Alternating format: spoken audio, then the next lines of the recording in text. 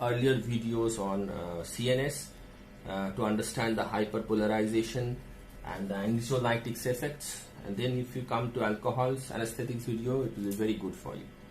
Now the thing is very important to understand the basic structure of alcohol if we write it down. So basic structure involved this ethanol structure, okay, and the characteristic of ethanol is very simple. It is water miscible, but yet it lipophilic, because its log P value, it is somewhere minus 0.18, which indicate these are the lipid soluble, okay, even though it is water miscible. Then very widely it is used as antiseptics and hand sanitizer, but apart from that it can be used in beverage, these alcoholic drinks. Normally whenever we take alcohol, I have explained in my earlier video that that ethanol get metabolized into, with the help of alcohol dehydrogenase enzyme.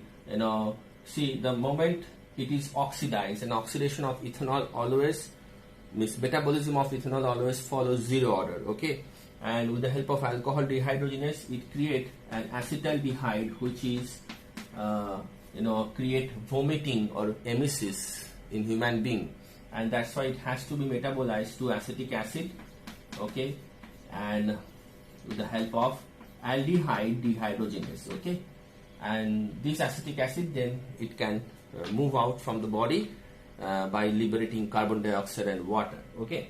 But the thing is, you have a drug known as disulfiram, which inhibit the aldehyde dehydrogenase enzyme, okay, and which increase the level of acetaldehyde in our body, and which can create emesis. So that's why this can be used for alcohol de-addiction process. But now the thing is, ethanol can be given to overcome the toxicity of methanol, and ethylene glycol toxicity. If you remember, methanol and ethylene glycol both are toxic in nature. Normally methanol is overcome by fomepizole. This drug is used to overcome fomepizole, to overcome methanol toxicity, but apart from it, also ethanol can be given to overcome the toxicity. It is a psychoactive substance, and if you remember, at a blood pH, it remain, because its pK is 15.9. If you watch our pH pK video, at blood pH it greatly unionized, and that's why it is lipophilic. Okay, ethanol interacts with GABA A chloride channel receptor and causes hyperpolarization, which is already I have described in my earlier video. What is the mechanism? You can add onto that, and it can cause sedation and cognitive impairment and motor incoordination. Okay, that's a very important fact. And in extreme dose, it can cause respiratory depression, coma, and death. Okay, it can causes in the chronic ingestion. It can causes fatty liver, alcoholic hepatitis, cirrhosis, even gallbladder problem. Okay, normally if you see, the alcohol can be dissociated into C2H5O minus and H plus. So definitely it can create an acidity. So that's why in empty stomach, if you take alcohol, it create more acidity in inside the stomach. So it can also interact with 5-HT3 voltage gated calcium, NMDA receptor. NMDA is very important receptor. NMDA causes cognition, okay, and alertness. So if this is blocked, so that can no person feel that unconsciousness, even lack of mobility in the body, okay. So normally GABA A receptor, where benzodiazepine also act, okay, that's why these two entity, benzodiazepine ethanol, is a very toxic. Their drug interaction cannot be given together, absolutely not, okay.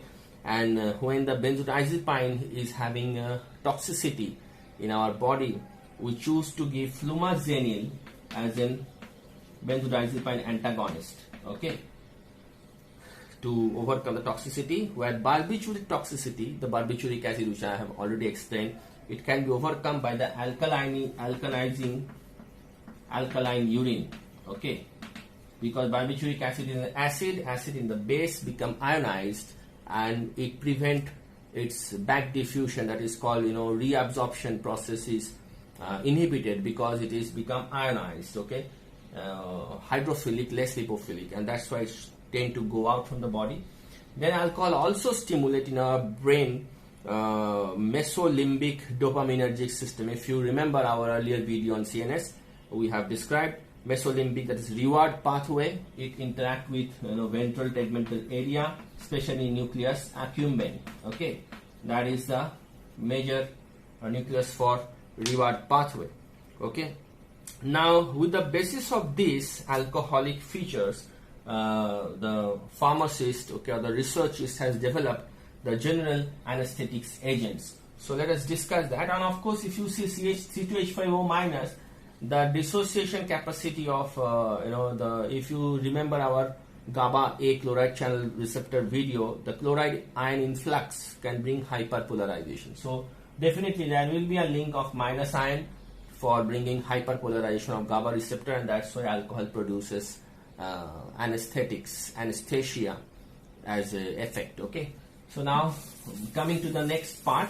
Now if we want to modify the structure of alcohol, we can get the first gaseous anesthetics agent. So what is anesthesia? General anesthetics agents causes loss of labyrinth reflex, BYRINTH, labyrinth reflex is also known as writing reflex. Okay,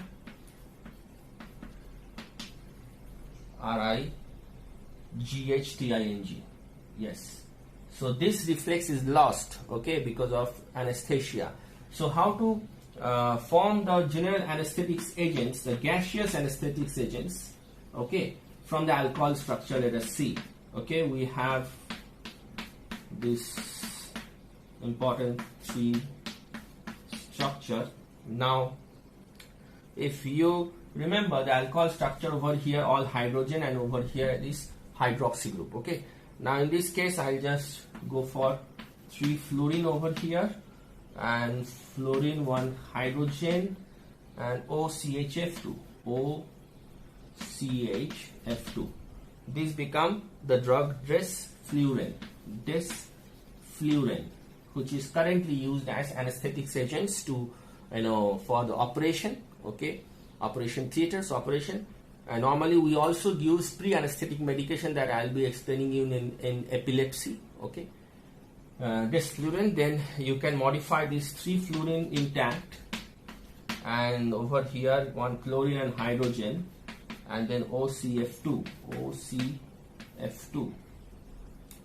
Okay, OCHF2. So that is OCF2. So over here it is isoflurane, OCHF2. It is isoflurane. Okay, so almost having a structural similarity, we replace with chlorine, and then we have a 3 fluorine, then 1 hydrogen, 1 CF3, and over here OCH2F, and this become your sevoflurane.